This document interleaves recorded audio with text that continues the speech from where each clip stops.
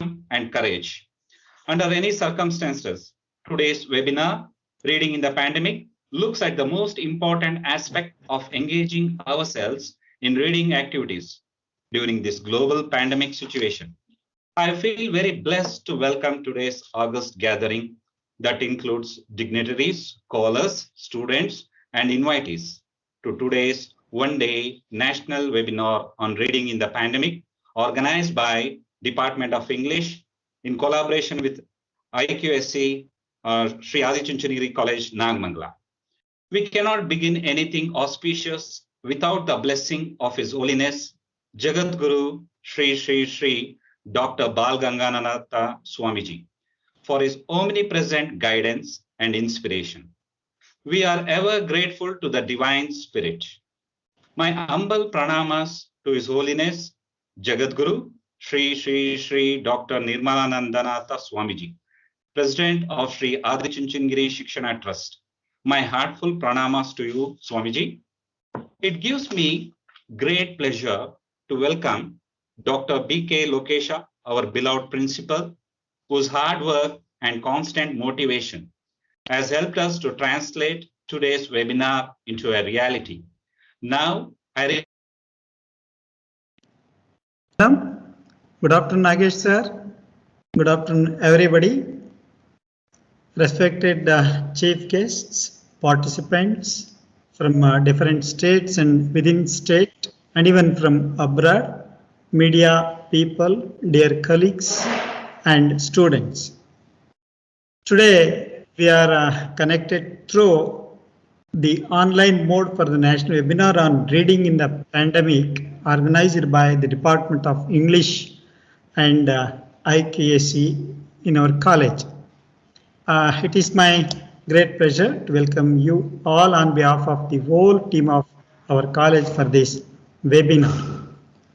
The establishment of Sri Adi Chunchanagiri College of Arts, Commerce and Science in the lovely scenery atmosphere of Sri Adi Chunchanagiri Kshetra in 1975 was a discovery of an oasis in a desert for the students in and around Nagamangala Taluk. Later, the college has shifted to Nagamangala on 1988. The college is an example of Gurukula system even in modern times.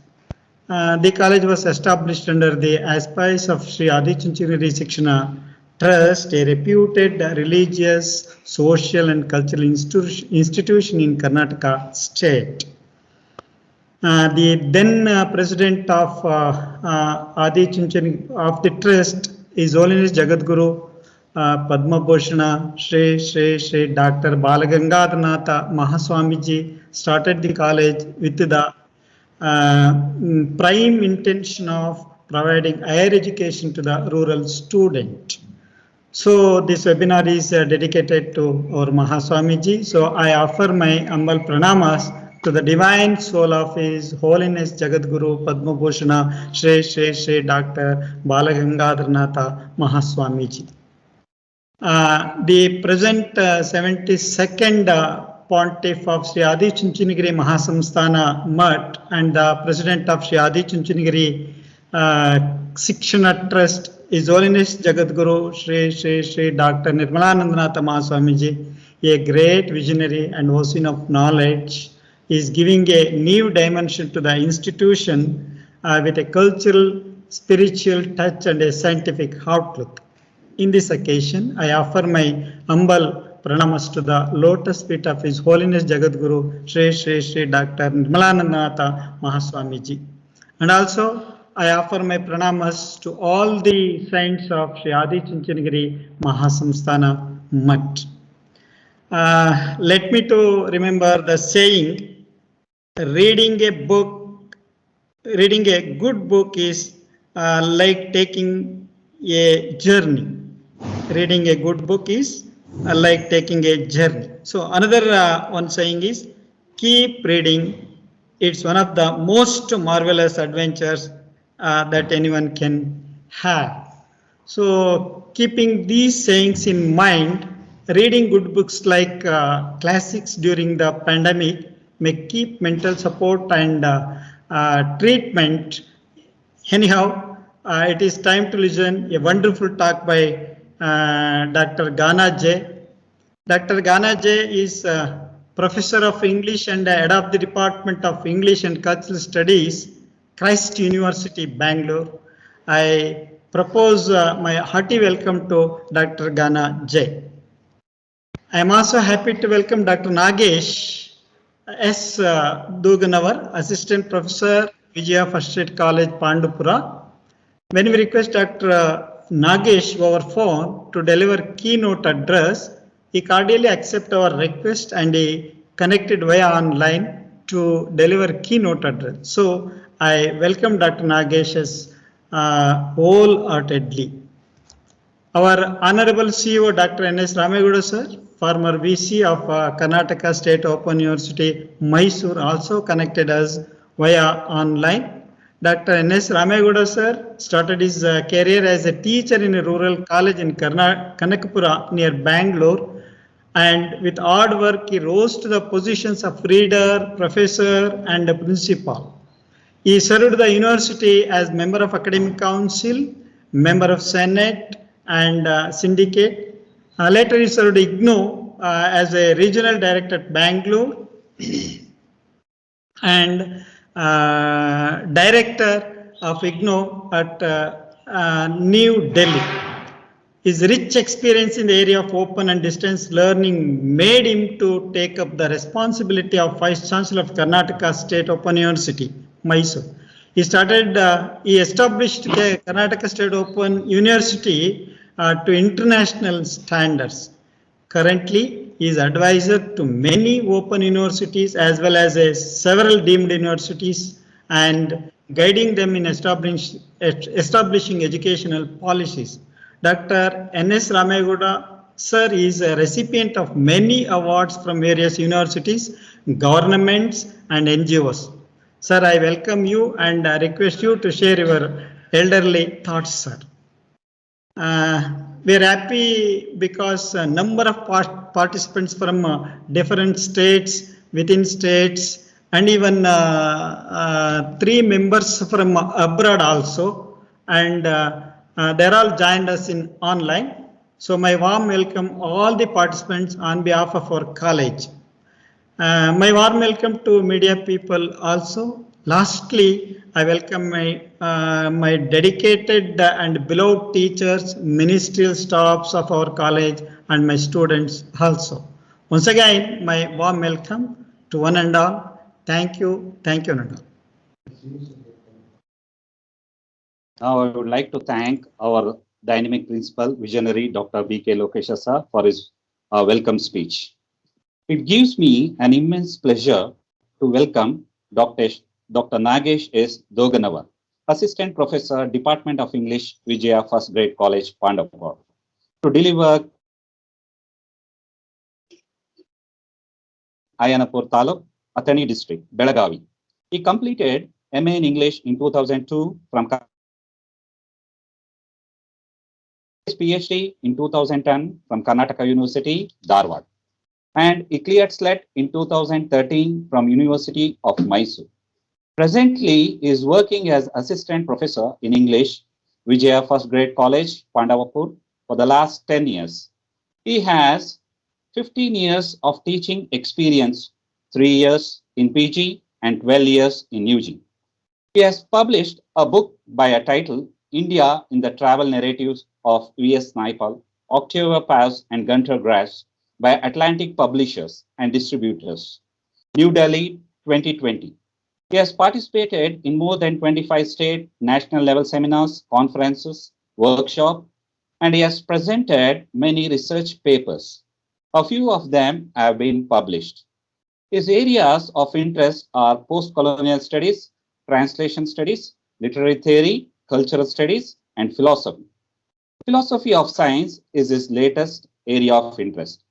Now, I request Dr. Nagesh S. Doganavar to deliver keynote address. Over to you, sir.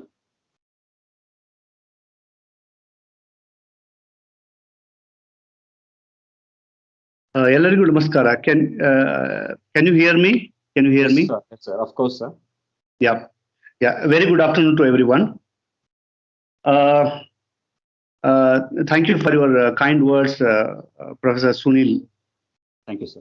At the very outset, I would like to thank Professor B.K. Lokesh, Principal of Adi Chunchanagiri Arts and Commerce College, Nagamangala, for giving me an opportunity to share some of my thoughts on this webinar, Reading in the Pandemic. Today's speaker, Dr. Gana, Dr. N.S. Ramegowda, CEO of Adi Chunchanagiri Educational Trust, the distinguished guests and participants of this webinar, and my dear student friends. It is my privilege to be a part of this webinar for the simple reason that reading is all that we academicians do. Writing is, optional. If you want to write, you can write. Who cares? That kind of attitude is there in the society many a times, because you need to be politically correct when you write something. There are so many things for that. So if you want to write, you can write. Writing is optional for teachers, but reading is compulsory for the teachers, and we have to read. So for this particular reason, I have accepted this invitation, and I want to say a few things about this theme, reading in the pandemic. Now, the theme of this webinar is reading in the pandemic.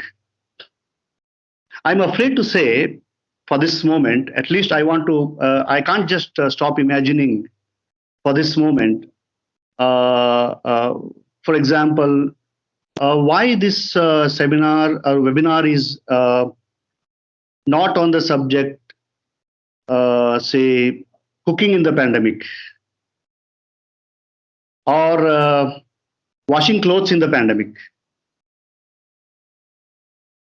Why is it that we privilege reading over cooking or washing?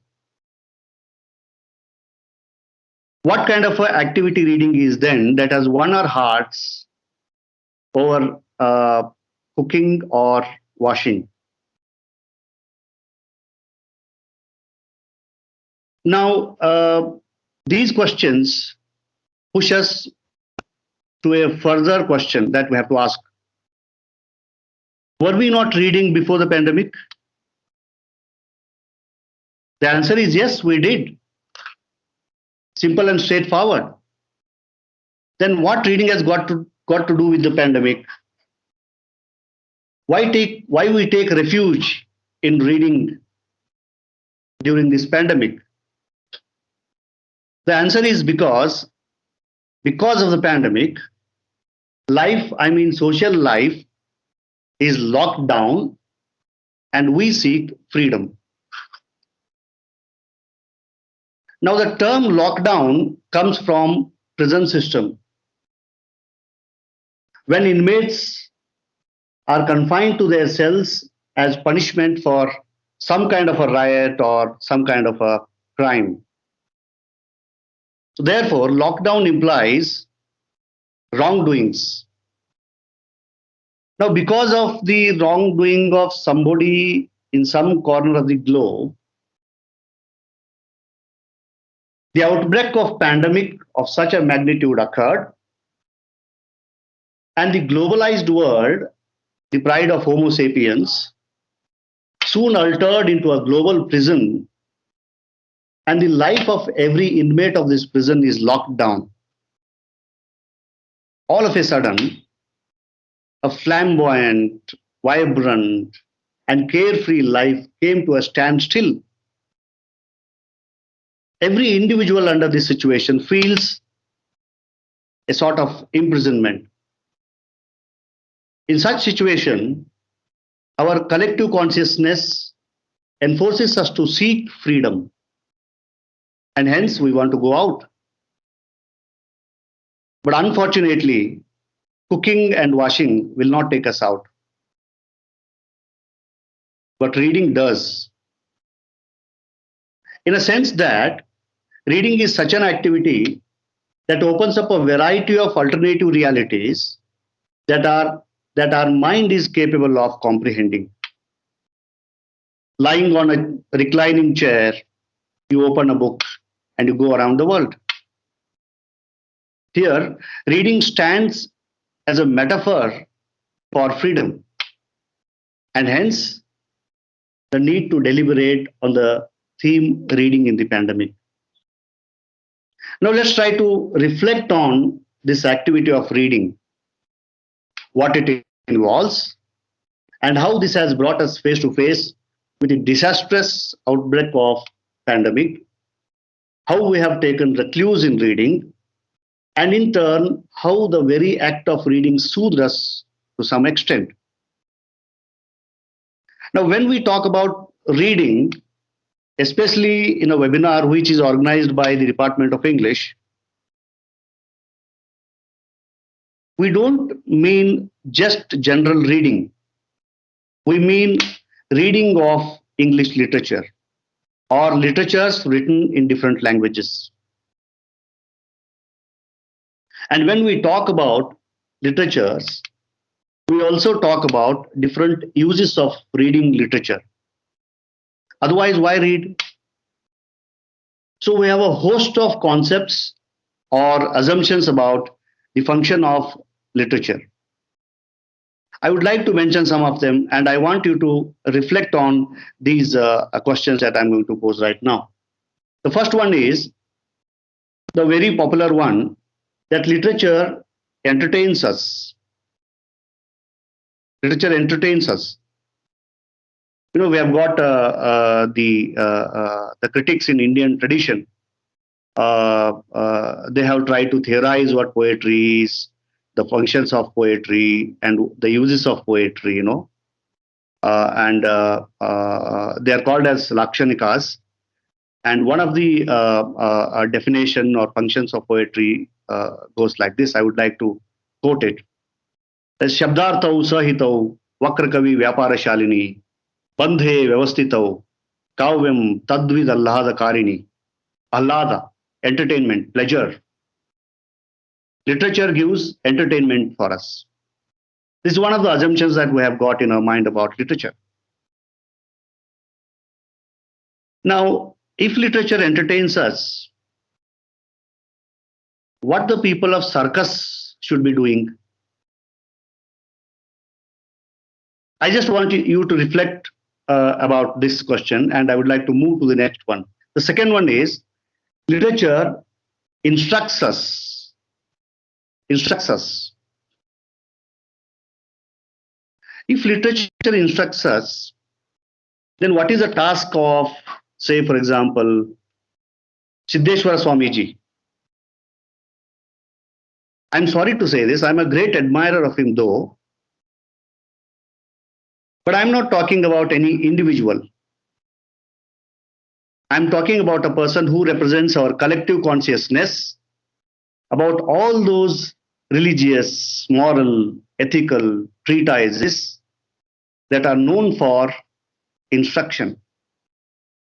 Scriptures instruct us.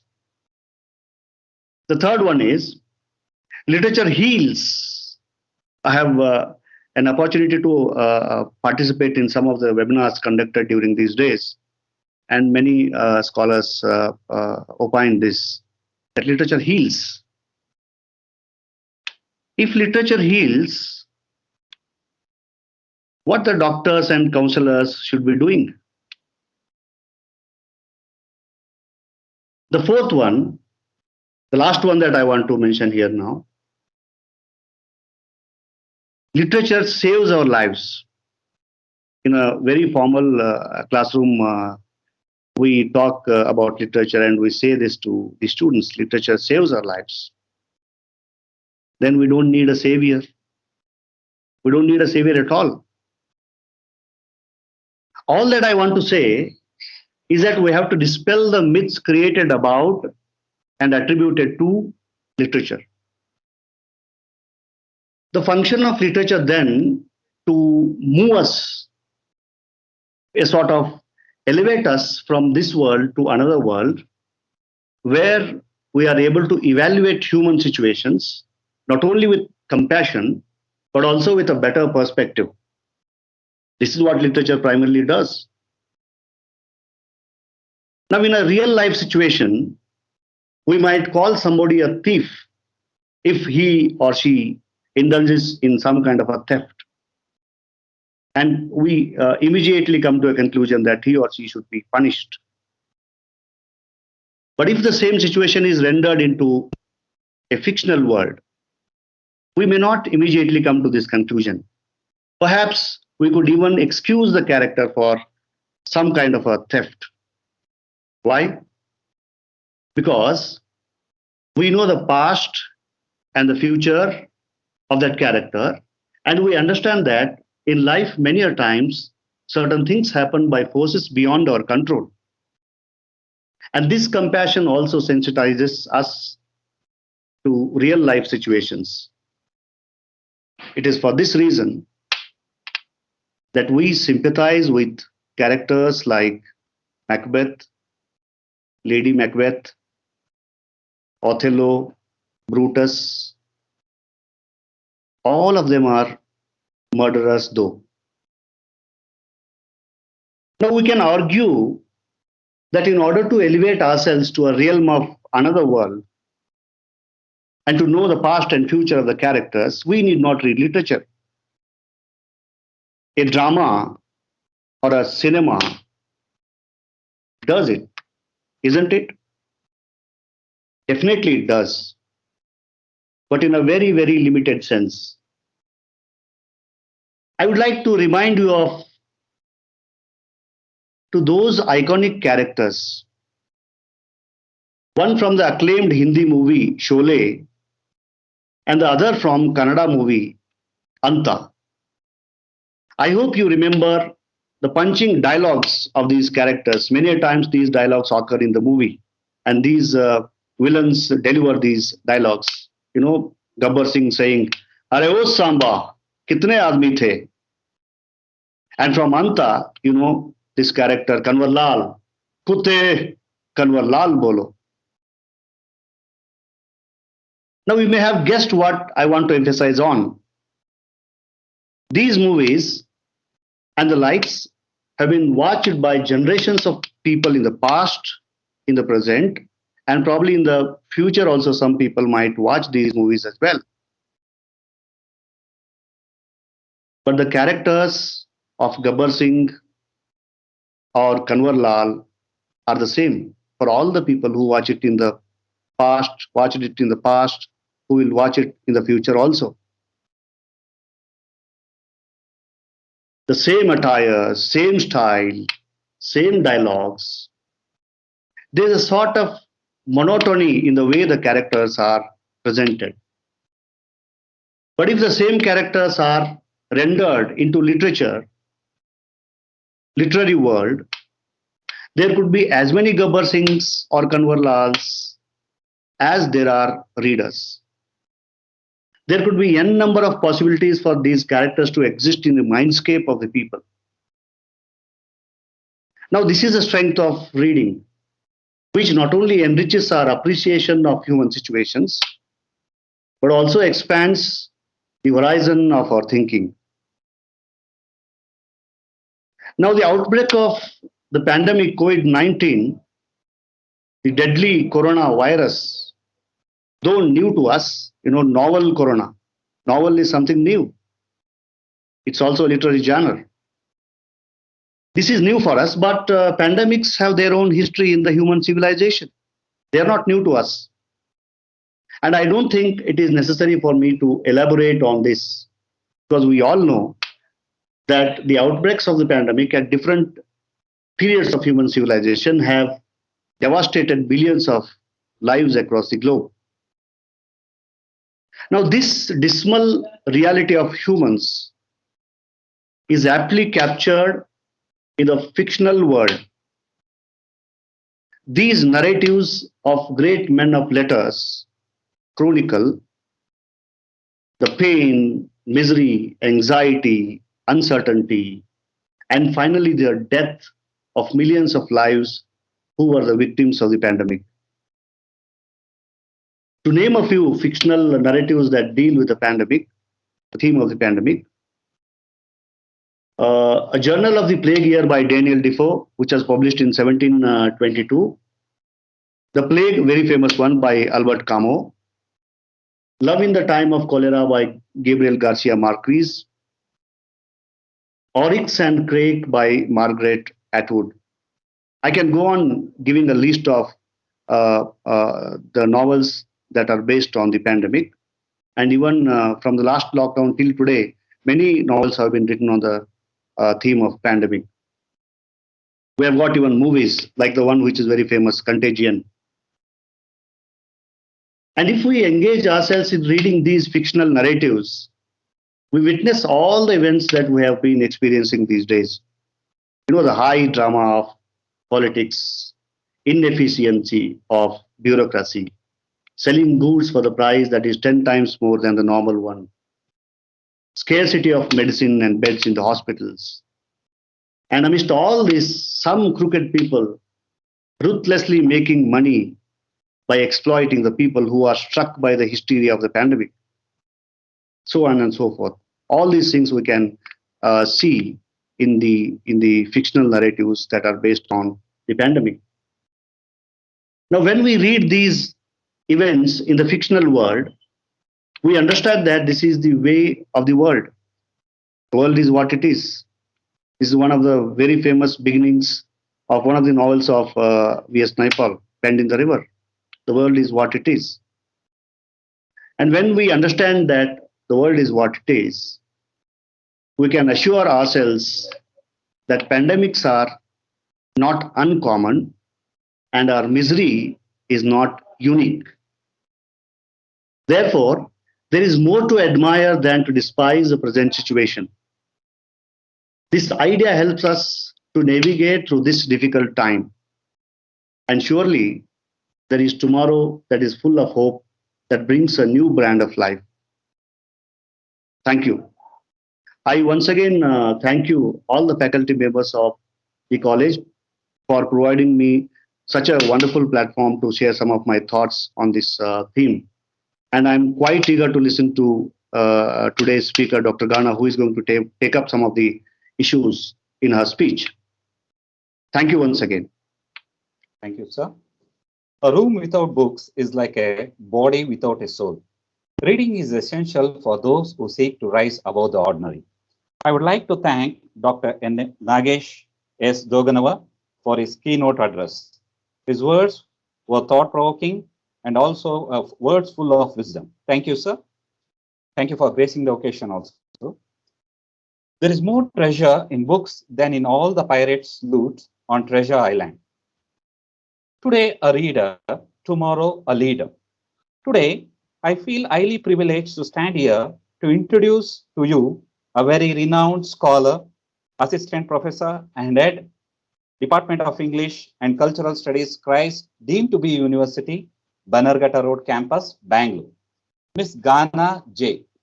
She teaches a variety of courses including cultural studies, literary theory, post-colonial literatures, American literature, Indian literature, narratology, Indian epics, English language, and composition to undergraduate, postgraduate students, and research scholars. She is actively involved in curriculum design and syllabus design for several courses, including cultural studies, literary theory, narratology, Indian literature, post-colonial discourse, ecological discourse, and practices.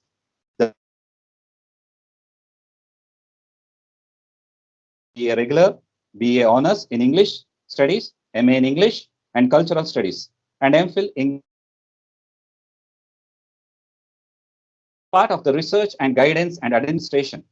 She is associated with various colleges in teaching and research activities. She has published a number of papers in national and international journals. She has delivered several lectures and keynote address. Dear students, here I am proud to present to you Professor Ghana, and I extend a cordial welcome to her to this webinar. May I request the professor to take over and begin the session. Over to you, madam. Thank you very much. I hope I'm audible. A very good afternoon to all the dignitaries of the institution. Thank you very much for getting in touch with me and giving me an opportunity to reach out to the entire academic community that the institution is connected with And I consider this a great privilege and honor. I would have loved to come to your scenic campus and be a part of your academic exercises there. Nonetheless, we are in extraordinary times, and this reference of extraordinary times began, I think, a year ago, and we hope that it would recede, but it continues to be extraordinary as ever, and perhaps even more terrifying in the months to come. But nonetheless, we are all pulling along by trying to make sure that our educational activities and our exercises as academicians are pertinent to our larger stakeholders, which is, of course, students. And I would also like to thank Dr. Lokesh, Mr. Sunil Kumar, and also especially Dr. Nagesh for outlining and noting some key points that I could carry forward into my address today. I will not take very long. I understand that it is a Friday afternoon and it will definitely demand quite a lot of effort and concentration to listen through something that seems very obvious. I mean, like Dr. Nagesh said, of course, people read, people have always read. Why is it so necessary to talk about it? And why aren't we talking about eating, or why aren't we talking about washing? It would help all of us to know that there are people who are also writing and talking about reading and talking, washing and eating during the pandemic. There's quite a lot of work that's also being generated there. Nonetheless, I think some of the points that Dr. Nagesh pointed out for us will be very useful to think along as a community. And what I'm going to share is not going to be anything new. It is going to be only a reinforcement of many values that we need to harbor as people who are involved in academics, either as students or as teachers. And it may help us to rethink some of those positions that we have for a very long time, I think, held without really considering it as being significant. And the pandemic has definitely given us an opportune moment to rethink and revisit some of those positions. So by way of that, I'll just try to see if I can share a set of slides that I have created. Yeah, I hope this is visible to everybody. Yes, ma'am. Yes, okay. Right, so what I'm going to talk about is, of course, reading in the pandemic, but very specifically of what we need to inculcate or what we need to in some ways work with, which is called narrative imagination, a concept that's given and theorized very interestingly by a philosopher called Martha Nussbaum. For those of us who know her work, we would be familiar with this particular heuristic device. We will come to that a little later into the discussions that we are going to have. But I think when we think of epidemics or disease or pandemic in general, and we look at it from the context of, students of literature, students of English departments, as it were, where the general tendency is to stereotype all of us as people who only read the classics. And I want to move a little away from that to try and see if we can encapsulate the idea of reading slightly differently, which again may not be very new to any of us, but a good moment for all of us to reinforce some of these ideas. So the idea of epidemics and literature is not very new. The point was also made by Dr. Nagesh, but disease is, as we understand, more than a medical reality. It is not merely a discourse around medicine. It's not really a discourse around merely science, but disease is just as scientific, as is cultural, as is moral, as is social, and we have innumerable works that outline this kind of a reality for us. And literary realities also capture the notion of disease quite well. So you have several instances of works that have been in some ways framed by the question of disease. Think about, for instance, Dr. Nagesh made a mention of Defoe's work around plague, but to go much, much earlier on, in terms of thinking of any kind of classical literature, so to speak, the very celebrated Oedipus Rex is also centered around a plague that is plaguing, to use it again metaphorically, Thebes. And Oedipus is on the lookout for the person who has killed Laius without really realizing that that's himself. And that's, of course, the larger tragic flaw. But the idea of the plague going to be a ravaging plague that is going to recede only when Oedipus finds the killer of Laius and kills him is the predicament that frames much of Oedipus Rex. And thereafter, you have so many people who have responded to Oedipus Rex. Think about Sigmund Freud, who has also spoken about not so much a disease, but at least what he puts together as a psychoanalytic conceptual framework called the Oedipus complex, which also emerges from this particular work and many other works that he also looks at very closely. So literature has in some ways been very central in capturing this kind of a reality of disease. For example, think about the inauguration of the 20th century with modernist works.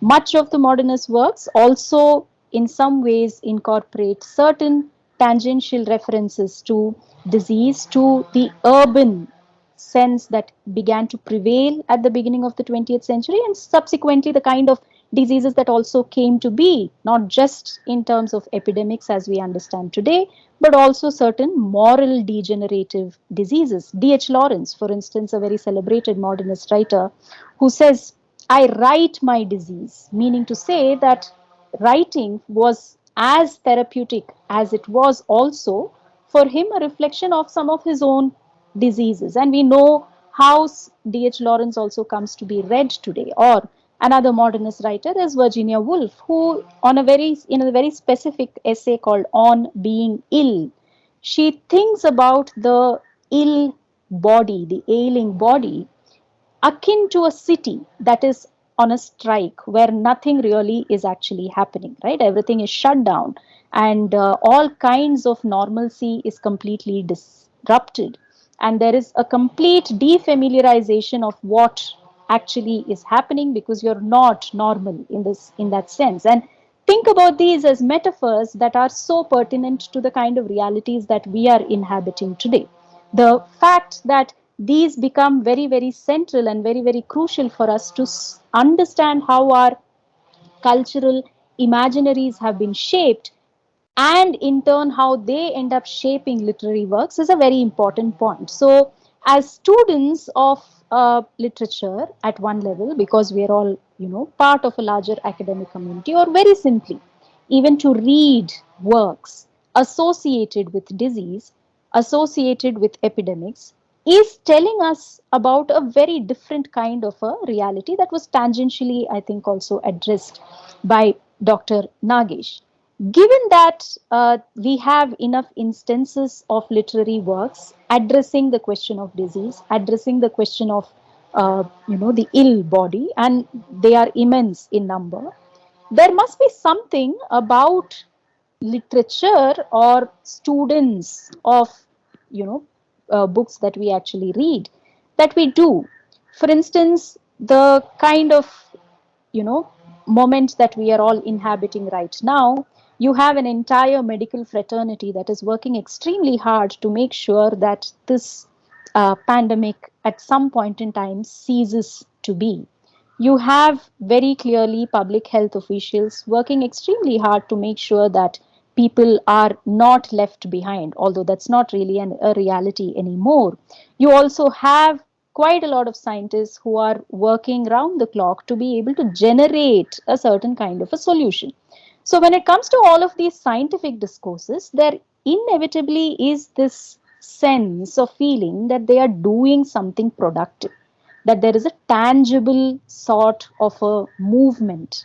What would you and I do? We would simply read books. And that's definitely a very leisurely, a very elitist kind of an activity. The fact that we have access to books, the fact that we have access to literacy is what is enabling us to do that. But one important point that is always leveled against practitioners of reading in general is that there isn't really anything productive that actually comes to be, right? Whereas, like I just outlined, scientific investigations have a very clear output, and you do some experiments in your lab, you can also see the ramifications of that experiments at some level being very tangible. However, what we need to remember is, given that people are writing about disease or just writing about anything, absolutely anything at all, and people like you and I are reading this, we can't possibly think of our entire exercise as being, in that sense, useless, which is generally the notion that is associated with the work that we do. And this is because our disciplines come under what is understood as humanities.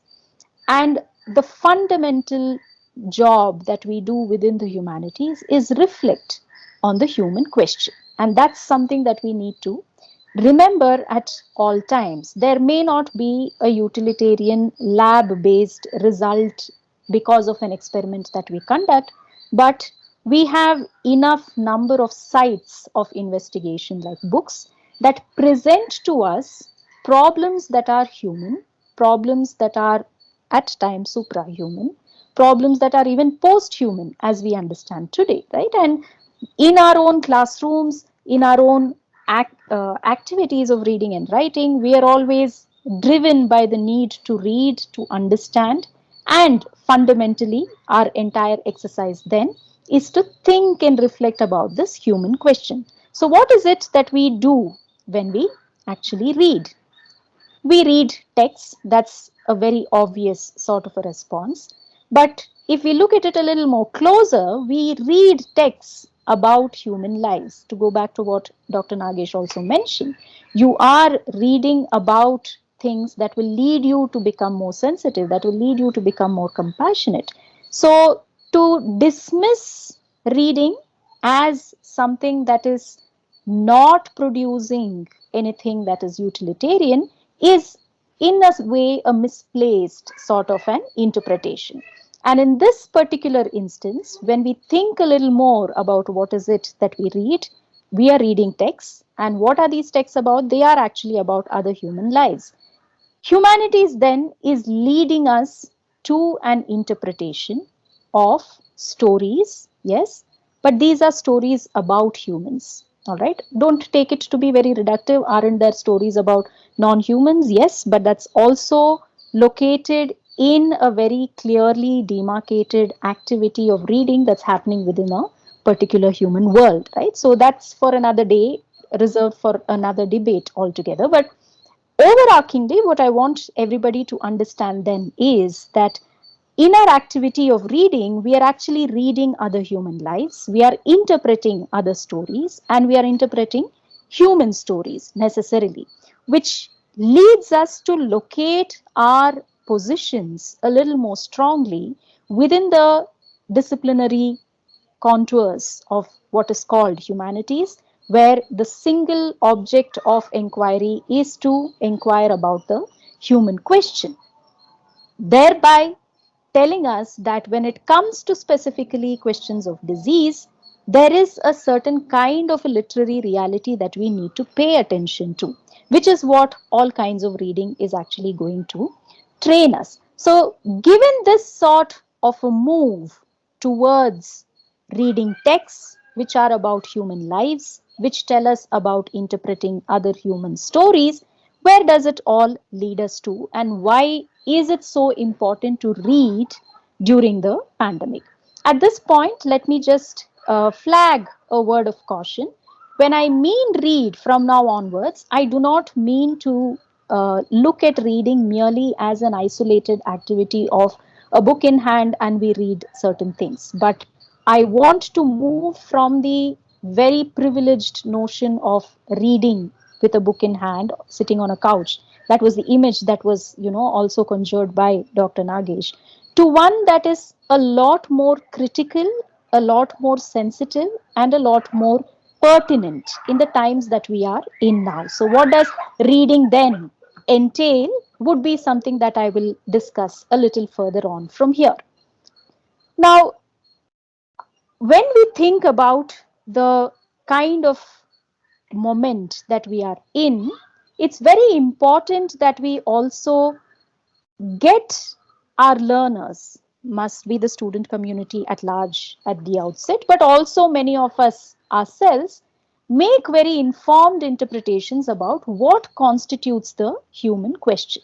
So just to go back to a little into what Dr. Nagesh was also trying to say, he said we are thinking about reading as this. These are all again misplaced notions that he flagged for all of us, right? That it is pleasurable, that it is instructive, that it is didactic in a certain way. Definitely yes, but at the same time, to bring his point back into perspective, there is quite a lot more that merely reading in a certain way will lead us to think about, or will lead us to understand this moment a little more closely. Now, if literature is healing, should there not be doctors? Not quite, and I will come to that point in a bit. And if literature is instructive, do we not have to have others who would lead us along this instructional path? That's again not quite the way to think about reading in general, right? So when we are being trained as students of, say, literature or largely philosophy or humanities, specifically within the context of this pandemic, we must also bring into our training how we can make a sense of medicine, how we can make a sense of diseases, and how we can make sense of suffering very differently. And there is an emerging field of study called medical humanities around this particular discourse, right? That your diseased body is not just, like I said, a site of scientific investigation, but the diseased body is a human body. So, what aspects of human interrogation do we need to bring in to understand this particular diseased body? And this field called medical humanities, and specifically a very important subfield of medical humanities called narrative medicine, is something that is emerging in a big way, especially in the early 2000s. It began in the US, where Rita Sharon, who is a practicing general physician, began to realize that there is a need to introduce a human touch into how healing is practiced by medical practitioners. And one of the ways in which she was able to bring this notion of human touch in understanding healing was by getting doctors and other medical practitioners to read literature. So you read narratives about humans, you read narratives about suffering individuals, you read narratives about diseases, and you get a sense of what these people are like. What do they feel? What do they think? What do they act like? Which I, as a doctor, should now be able to build as a competency when I treat my patient. And we come across several instances of doctors who are extremely rude, right? As opposed to doctors who are very kind and who understand our problems very well. I mean, I'm just painting the entire field in a certain way. That's not what I meant, but I'm drawing our attention to how there is a need to bring in a humanities angle into something as scientific and as well established as medicine itself. Given that, the next important field that also is very related to both literature as well as in some ways disease is the question of bioethics. And think about several ethical questions that have come up in the last 1 year or so just around the pandemic that have to do with disease and that have to do with questions of ethics.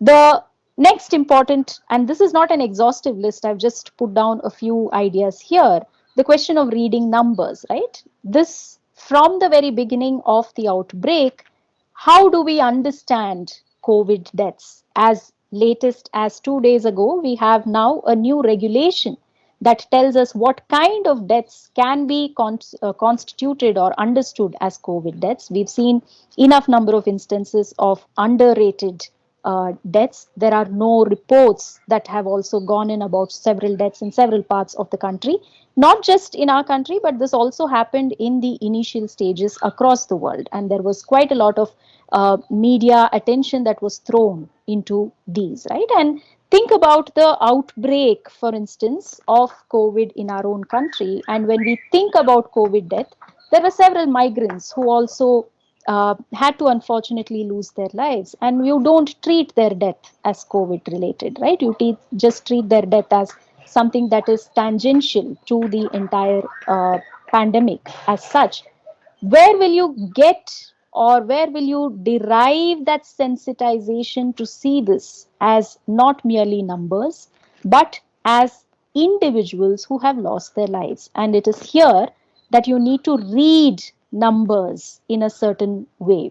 To go back to what I was trying to say, when I meant reading, I'm not looking at reading merely as an exercise where we would sit with books and try and understand what other characters are feeling, what other characters are doing. That's definitely one aspect, one dimension of reading. But what I'm also trying to get all of us to understand is that, considering we are within the humanities, we need to be able to develop ways of reading our everyday lives, just as we would read lives of characters, and not create that kind of a distance between the fictional works that we would read and leave it, and then we move on with our everyday lives. That's a very mechanical way of thinking about reading itself.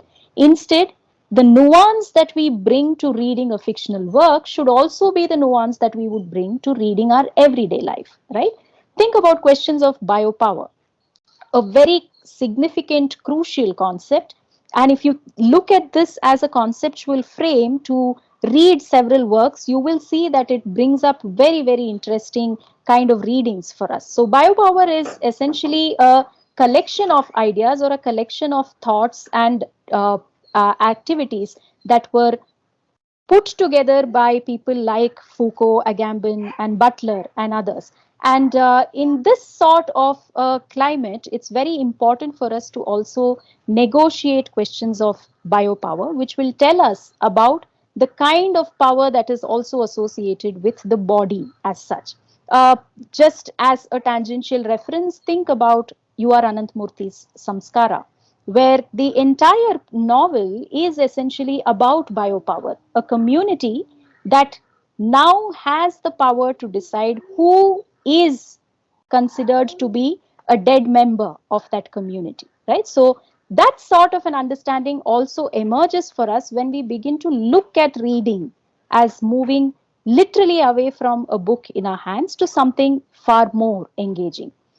Think about how language and disease is very closely interrelated over the last 1 year or so, right? We had the reference to a Chinese virus at the beginning of the pandemic, and now there was a reference to an Indian virus for which a lot of dissidence was also registered, and ultimately you have a new sort of a nomenclature that is attributed to it.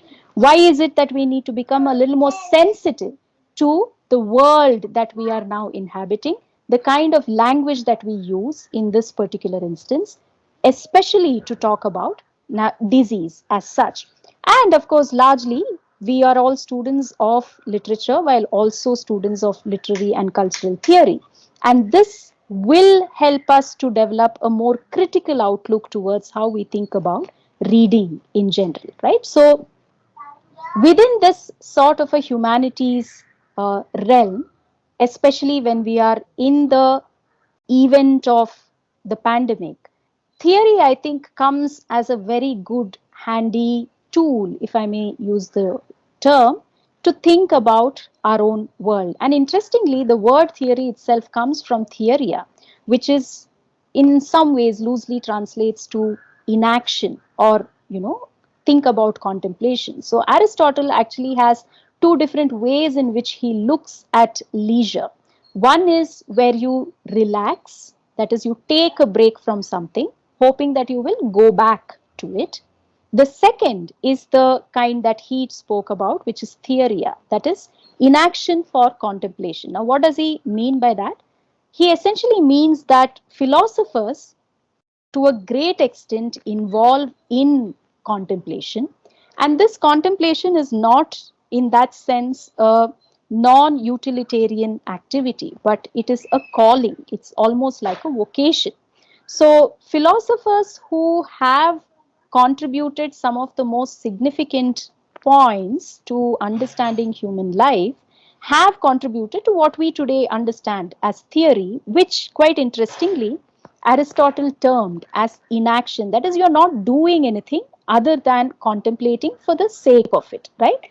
So, given that we are looking at such human conditions, humanities is definitely telling us that we need to slow down, we need to see things differently.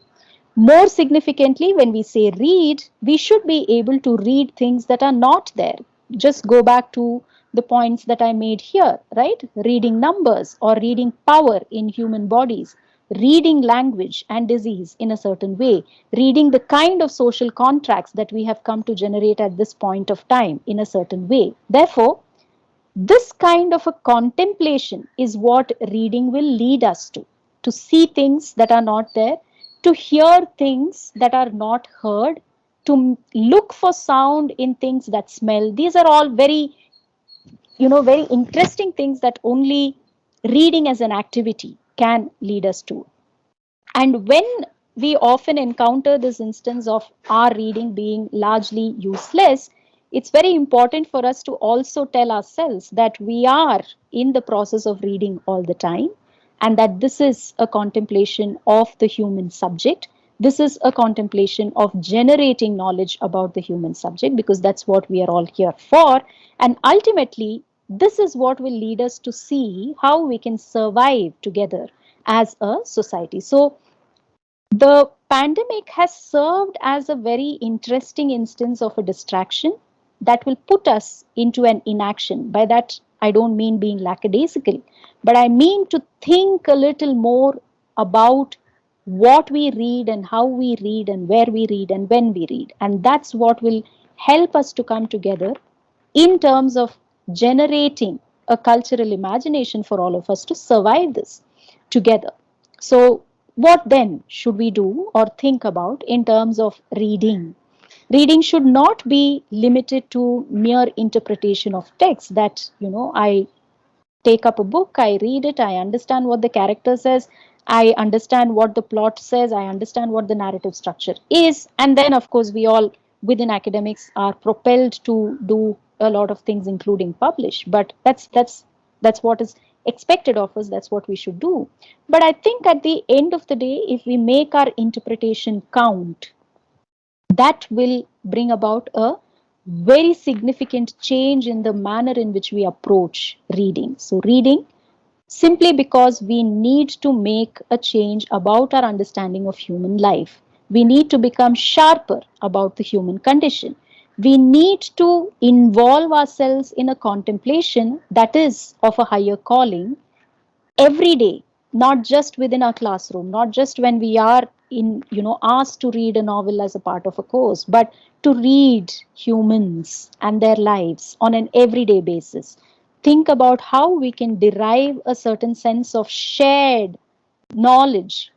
The term that Dr. Nagesh used was the collective consciousness, right? So, how can we generate a shared knowledge about all of ourselves? What can we learn from the kind of distraction or the moment of distraction that we've come to inhabit now? And how do we share these instances and these snippets of knowledge to know more stories, to know these stories in a more nuanced manner, and to know these stories in a more sharper and interpretive manner, right? So that's the direction that I've outlined, that the disease.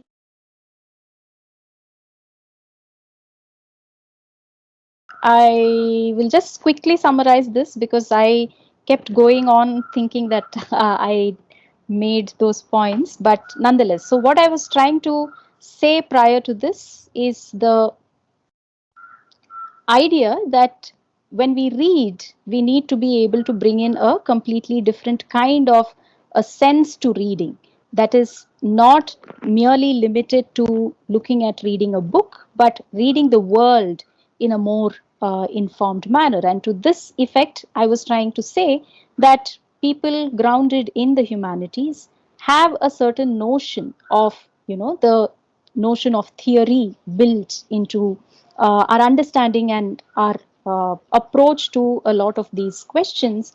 And this word theory itself emerges from that point of contemplation with a particular purpose, of course, but nonetheless, contemplation that is geared towards not utilitarian as it would seem like, but a kind of an inaction, right? So just to give a sense again, the word theoria itself loosely translates to inaction, and this is the distinction that, like I was telling earlier, Aristotle brings about to look at leisure of a different kind. You relax, which would mean you will go back to a particular task.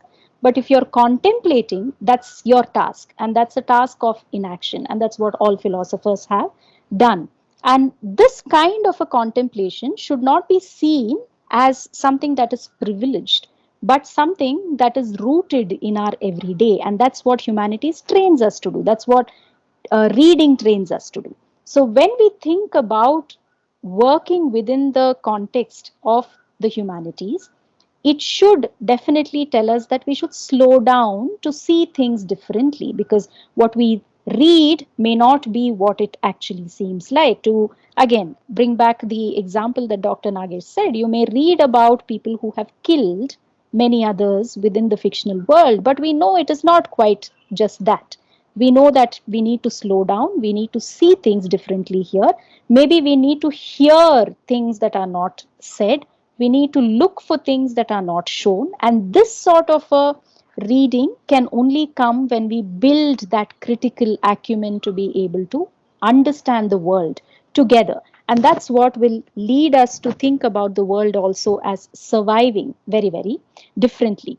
Given this, what should we do as readers?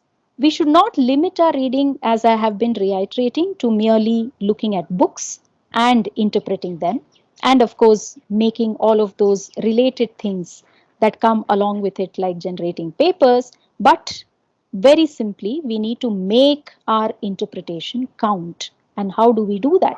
We do that when we root our entire reading activity around making that interpretation itself a valuable one, making contemplation or making this notion of using theory, which we would otherwise use only within a classroom, as a part of our everydayness, which is what will help us recognize human stories, which is what will help us understand many other distractions, and think of generating a society that can be a shared society of a certain kind. So, what should we then be doing? Move away from our understanding of reading as limited to classrooms, as limited to things that only English graduates do, as limited to things only academics do, but make reading as something that humans do on an everyday basis at any given point in time. They may not be reading the word, but they may be reading the world. And how well informed are we going to be when we read the world is the point that is being made. So how do we get there? So to get there, the larger argument that I'm trying to bring about, nothing new here, but is useful for us to also ruminate at this point in time, is the notion of narrative imagination that is popularized by the philosopher Martha Nussbaum. And she talks about it by using very interesting examples like Ralph Ellison and Sophocles, two completely different set of people altogether, who came from very, very different contexts.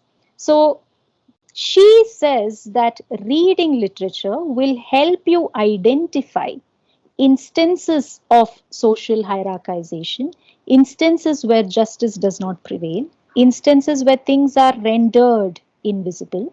And when you read them, you as a reader are forced to come into contact with a moral position that you need to hold. So you may have not acknowledged a certain question of invisibilizing, say, questions of caste or questions of gender, and when you read them, you ought to deal with them. And that's what will generate, according to Martha Nussbaum, a narrative imagination. She says, when we read, we are morally bound to see and hear things that we would not otherwise have seen or heard in the first time.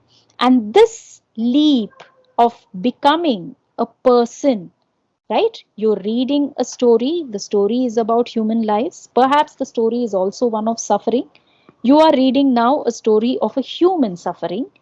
which leads to a certain affective change in you, right? Think about all of those times when societies have been extremely troubled by books, right? Bertolt Brecht's very famous poem, Burning of the Books, which tells you that there is a potent power that rests in reading, and that people can change, attitudes can change, cultures can change simply by reading.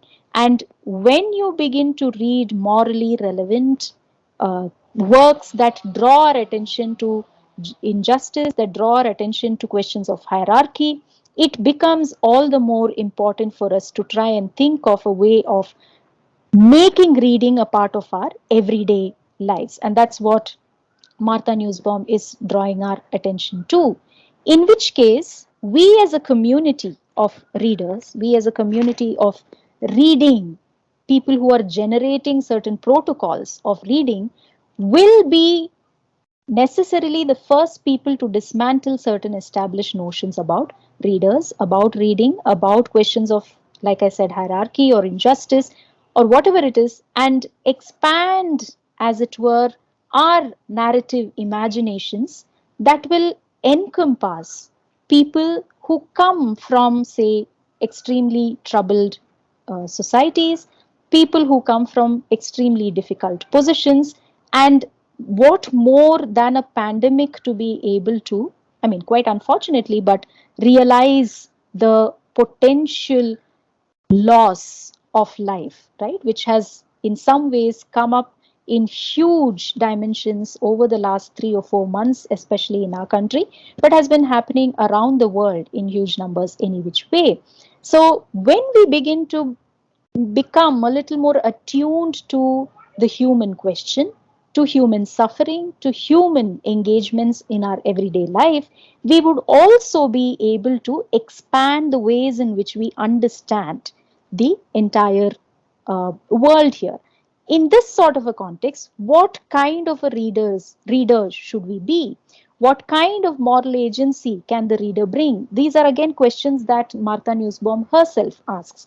So to reiterate what I've said, the idea of reading helps you expand your horizon of understanding the human life, and that itself makes you move towards a more informed and critically relevant reading position.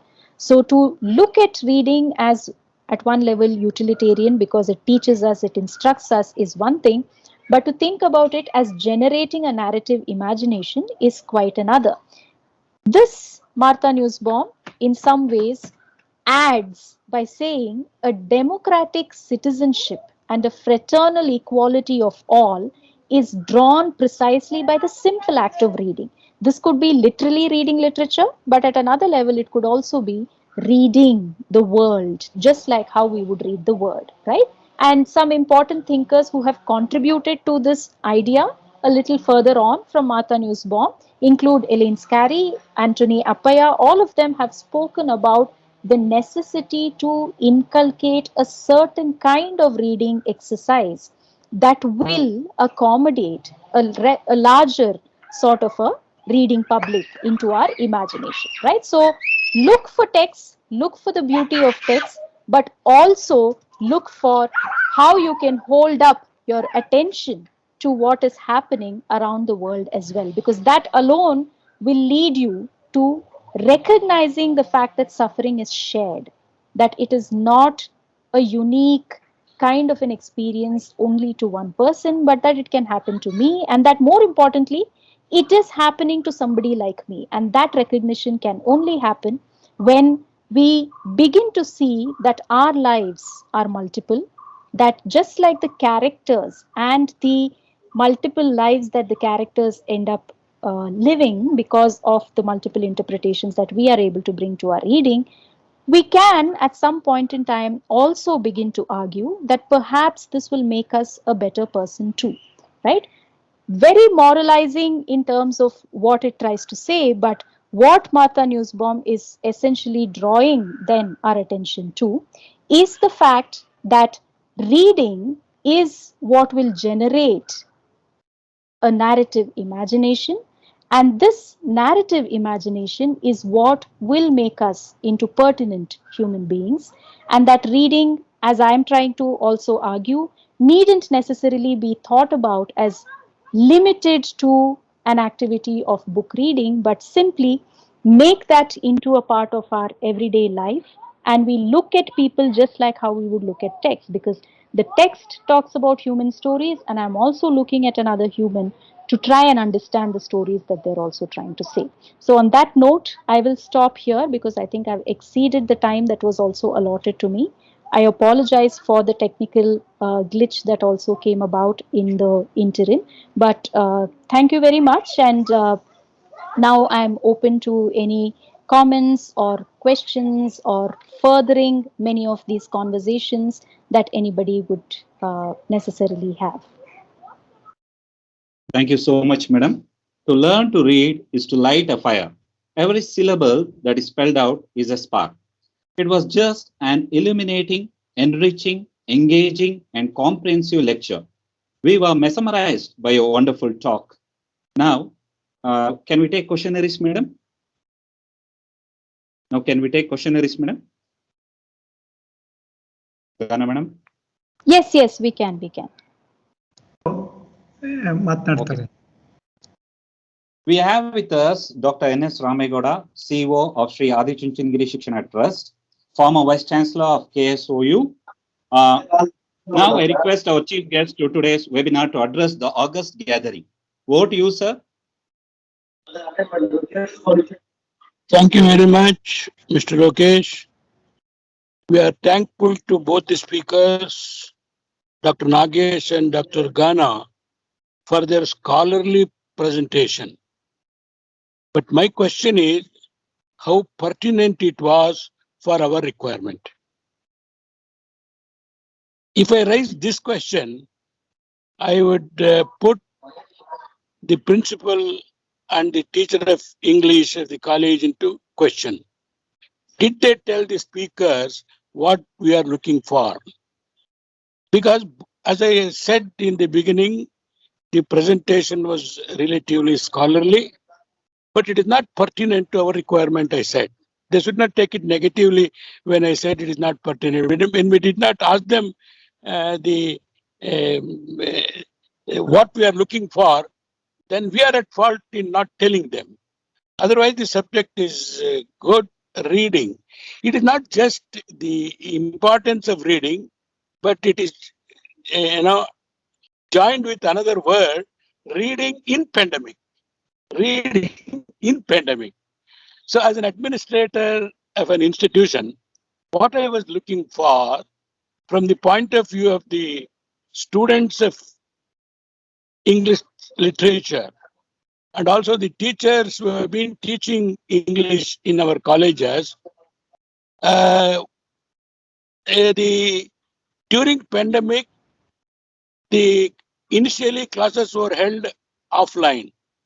But later, because of the disastrous effect of pandemic, we have changed into the online learning also.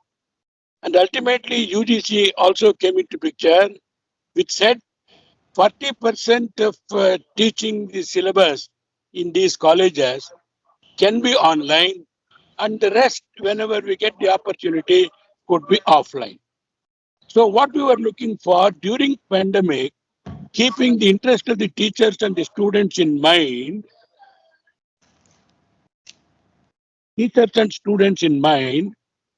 we were preparing them for examination. First, we were teaching them. We were preparing them for test and examination.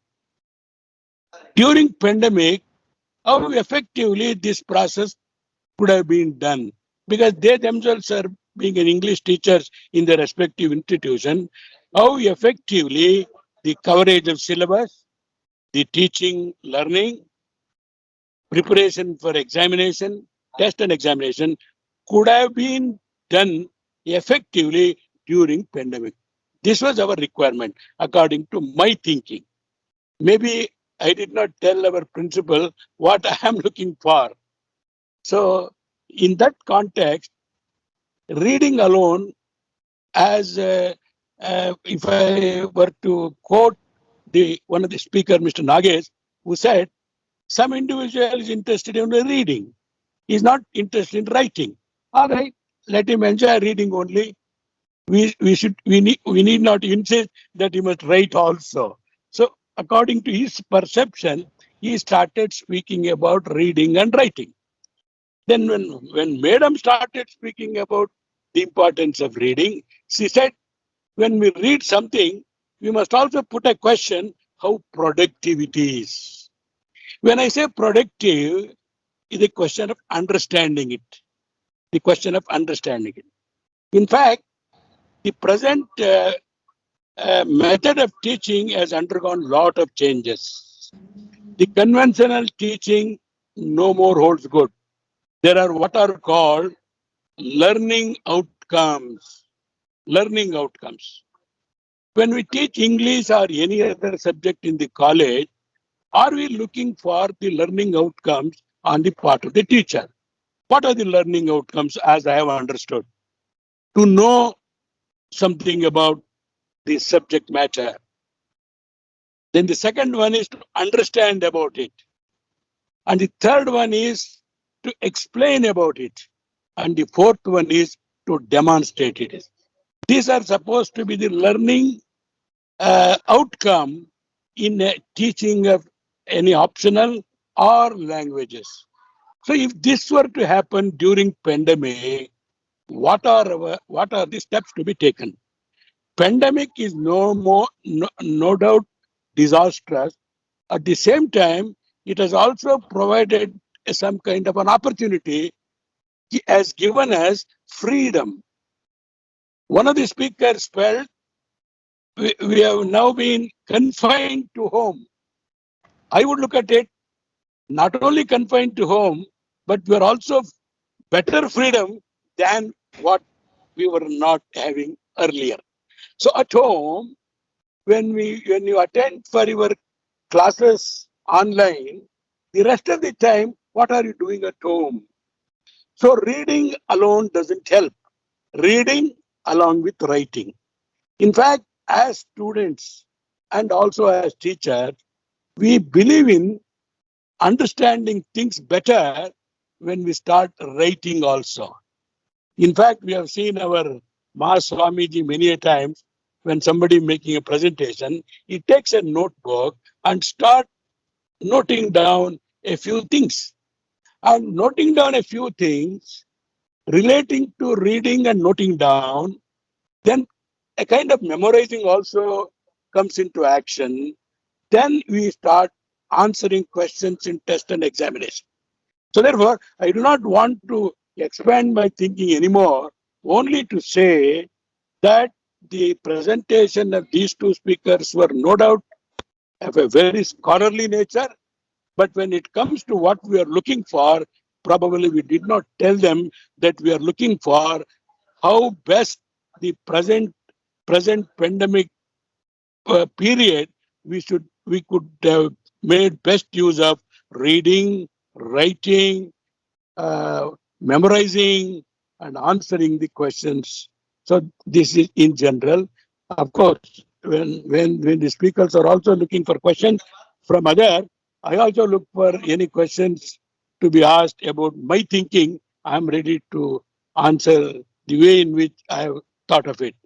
And one question I would like to put to the speakers, being they are the current teachers in the respective institution, you know, the National Education Policy 2020 is being implemented. The 4-year degree is under question now. In the 3-year degree, we had 2 years of language, whether it is English or Kannada or Hindi or Sanskrit, whatever. It appears that in the National Education Policy, in their anxiety to implement National Education Policy, the language component appears to have been reduced from 2-year study to 1 year. When the 3-year has been made 4 year, probably the 2-year could have been made 3 years about language, about the literature in the language. But it appears the experts' advice appears to be reducing the language study into 1 year. What is the reaction on that?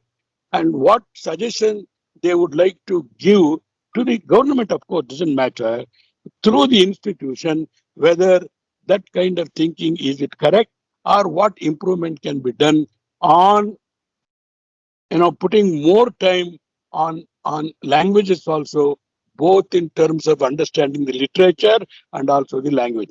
Thank God they restricted themselves for English language, literature and the language. They did not get into Kannada literature. Otherwise, it would have been opened a Pandora's box. Even Kannada literature would have been taken into consideration. Anyway, these are my few random thoughts during this occasion. I once again thank Mr. Lokesh, and I would also suggest to him, whenever a topic of this kind comes forward, no doubt it may be relevant from some sense, but from our own requirement, probably he should talk to our teachers and also the student what they are looking for. These requirements can be made known to the speaker so that the presentation by the speaker can be made more pertinent oriented in addition to the scholarly presentation. Thank you very much. Thank you to all of you. Thank you, sir, for your valuable words. Now, the questionnaire sessions. Madam is ready to take questions. Dear participant, you can raise your questions now. Over to you, Madam.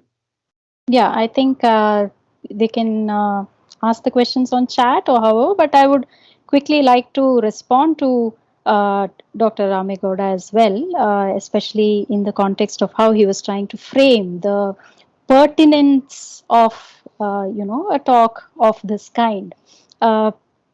Of course, he has a wealth of experience. That is what is driving him to also say that instances of this kind should be useful to the larger student public, which is very, very important. And also the context in which your own learners come from would be very, very different from context in which many of our learners also come from. Therefore, that's definitely a requirement. And also we have institutional bodies that will tell us that we have to do this, that and the other in order to put some check boxes across activities that we've organized. But I think as a quick response to some of the points that you raised in terms of understanding a utilitarian sense of this entire activity, to go back to what I started off with, the perception that thinking is not as clear and good or even valuable as something like writing, which is visible to all of us, which is tangible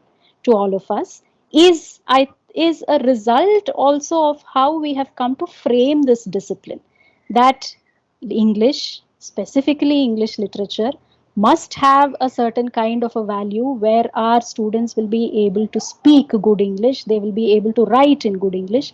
All of that is definitely the want of our times. But I think the fact that we are in an epidemic, a pandemic of this kind, should lead us to first also be very significantly individuals who will understand each other. And that's the first step that literature actually helps us to. Over time, you understand it, you reflect on it, and then you make an effort to write about it. And you may write well, you may not write well, and you may have your own teachers and anchors who will be able to lead you into those kind of directions. I think it's a long process. So to be able to say that something of this kind would not have reached any of our students or would not have been able to fulfill a certain kind of expectation, maybe a little misplaced, I would say. I can say this because, of course, I'm an outsider, but also to say that it will give you an opportunity also to frame a set of activities that will lead you to being able to realize what you say as outcomes or objectives of whatever it is that we actually plan. And very quickly also to respond to the point about languages, it is definitely disheartening to note that the entire NEP does not give a specific scope and space for language per se, although it looks at the entire aspect of higher education itself in about 3 or 4 pages within that entire policy document to look for multidisciplinary institutions and universities to be able to come up, which is where they believe that all kinds of learning will thrive. So there's no direct mention of language and other necessaries, but of course there's just one particular mention of how anything to do with language and its development will be supported very heavily in terms of whatever these multidisciplinary universities are going to make or take from them. So it's a long way to go. We do not even know how the NEP is going to unfold and what we as educational institutions and practitioners would be expected to do. We will have to wait a long wait and watch to see how that actually plays out. But this is just as a quick response to what Sir also shared. In the meantime, if there are specific questions, I think we can definitely take those as well. And maybe if Dr. Nagesh also has something to say in the meantime, yeah.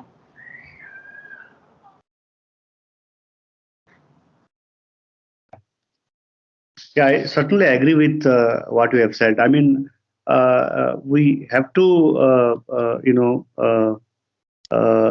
look at reading not from utilitarianism point of view. I mean, otherwise, otherwise, what happens? You can't just have something because you have got to use it. You know, even if you don't use something, you have to have certain things with you. I mean, I just want to say this, nothing else. Yeah, anything specific?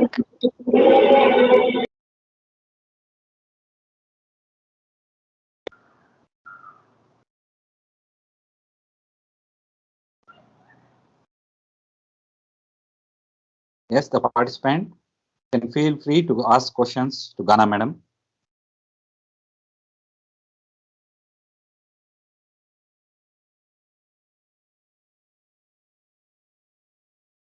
Good afternoon, one and all. Myself Naveria.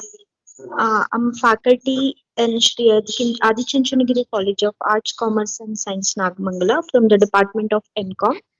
So my question is, what kind of readings do you suggest for the students, specifically the age group which we have in our college between 17 to 22, so that can inculcate humanities among them? Can you suggest some important readings so that we can share with them?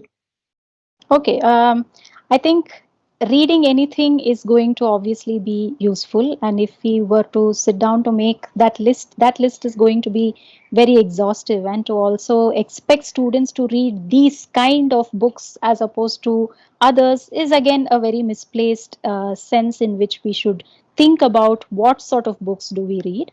Yes. Generally, as a quick reference to what you're asking, students come into institutions where you have something called syllabi that is prepared by members who are experts or at least are said to be in a certain field, and they put together things that they believe students will benefit from reading.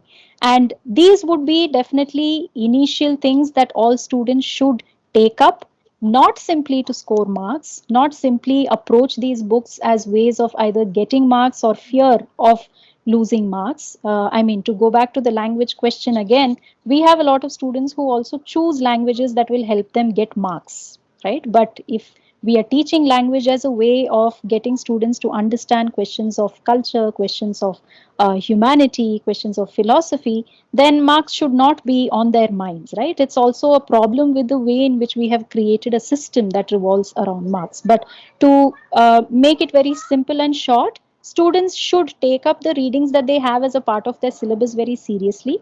And in order to be able to develop this sense of human question, critical reflection, they should be asking very pertinent questions about what they are also reading, and not take everything that they get at face value, but exercise a critical acumen that they will be able to build over a period of time through reading various other kinds of things. So what kind of books?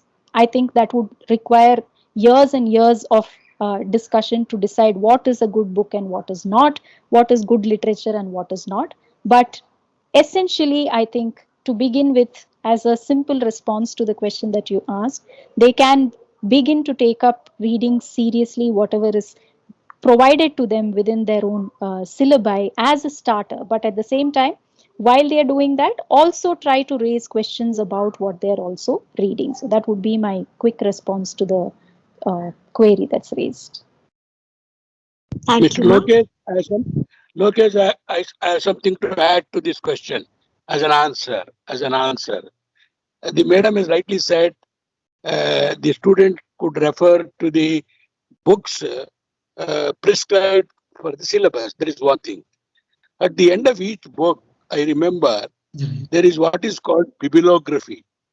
In that bibliography, number of books have been suggested which are relevant to the syllabus provided.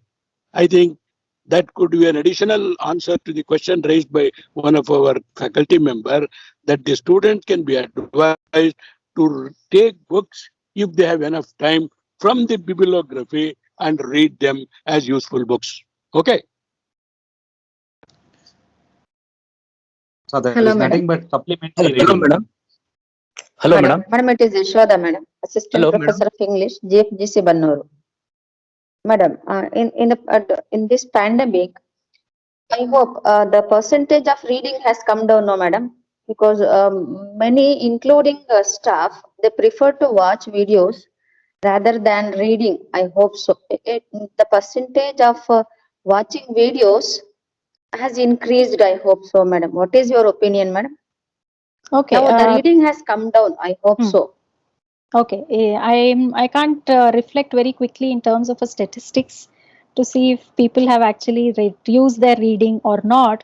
But I will again go back to what I was trying to say in the beginning of my talk.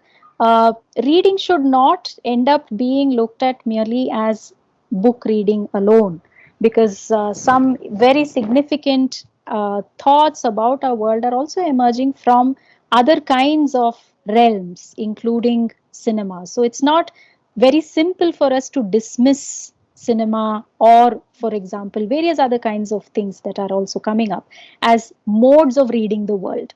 So if you were to ask me, people have left their books and they have gone back to watching more videos. That might only be symptomatic of certain kind of people and their immediate availability of time, or their prioritizing watching videos over books perhaps, but it can't be a very significant point to note that people are not really reading. In fact, if you look at other kind of parallel work that has also emerged, a lot of people have gone back to books that they've not been able to read at all. So that side of it also rests. So to quickly answer your question, it's not really wrong to watch YouTube videos and read the world through that, or watch films and read the world through that.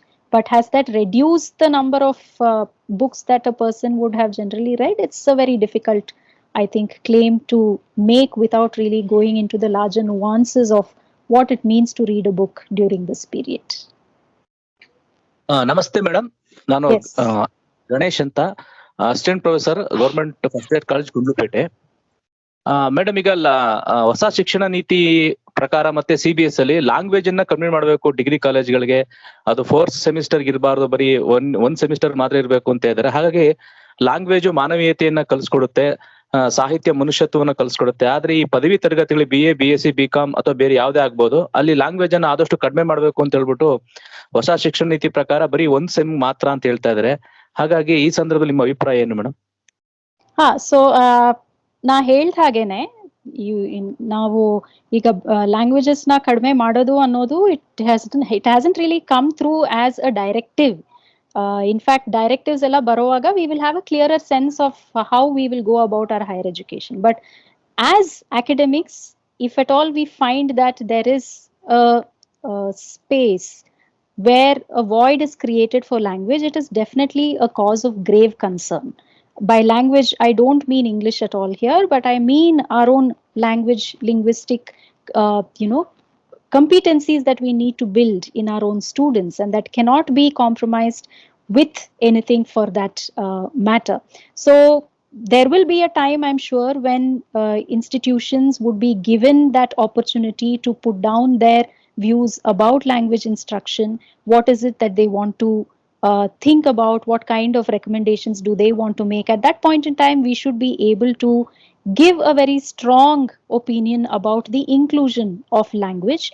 But for me, it is not just about the inclusion of language in first year and second year. For me, the larger problem is what are we getting our students to do by introducing language either in only first year or in first year and second year and third year. That is a larger question that we need to address. To go back to what Dr. Ramegowda was saying, when you think about designing a curriculum, you design that curriculum with a set of outcomes that you wish your learners will be able to show or demonstrate. So with language instruction, what is it that I want my learners to gain? That clarity, I think as academics, if we are able to come up very clearly, we would be able to convince certain stakeholders about the need for language across either only a semester or 3 semesters or 5 semesters or forever, whatever the case may be. It should be an informed sort of a response, not just about there is no language, come on, let's all teach language. We will teach language, all right. But what do we want our learners to learn from that? What do we want our learners to see achieving out of that? That we should be able to frame as academics, in my opinion, in a more stronger way to make an argument about including language across several semesters or different years, as the case may be. So I don't know if I've answered your question. ಧನ್ಯವಾದಗಳು madam.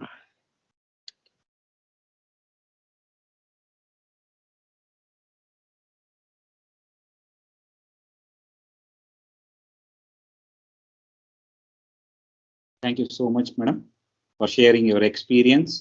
It is privilege to have you as the resource person for today's webinar. Is there any questions from the participant side? Sir, Lokesh sir, do you want to ask anything? Nothing. Thank you, madam. More than 324 spectators have listened your presentation. Very wonderful talk. All of them enlightened by your talk. Even Nagesh also do good. So thank you. Sunil, can we stop this? Yes, sir. We'll go to the last segment of today's webinar. Now, I request Srimati Mangalama SN, Assistant Professor, Department of English, to propose vote of thanks. Over to you, madam. Good evening, one and all. I would like to express vote of thanks of today's webinar. It is such an honor for me to thank you all the dignitaries, participants, chief guest, keynote addressee, resource person of today's webinar. I, on behalf of Department of English, SAAC College, Nagamangala, would you like to thank our resource person, Dr. Ghana, for making an excellent presentation on the topic reading in the pandemic and making this webinar a very meaningful and interesting one. Thank you so much, madam. I would like to extend our deep gratitude to Dr. Nagesh S. Dunganava, the keynote addressee. Thank you, sir, for gracing the occasion and delivering keynote address. Then, I would like to thank Honorable Chief Guest of today's webinar, Dr. N.S. Ramegowda, CEO of Sri Adi Chunchanagiri Shikshana Trust. His support and guidance in all our endeavors have helped us a lot. Thank you, sir. We seek your continued support in our future webinars also. A special thanks to the principal, Dr. B.K. Lokesh, for providing an immense support and guidance to make this webinar a grand success.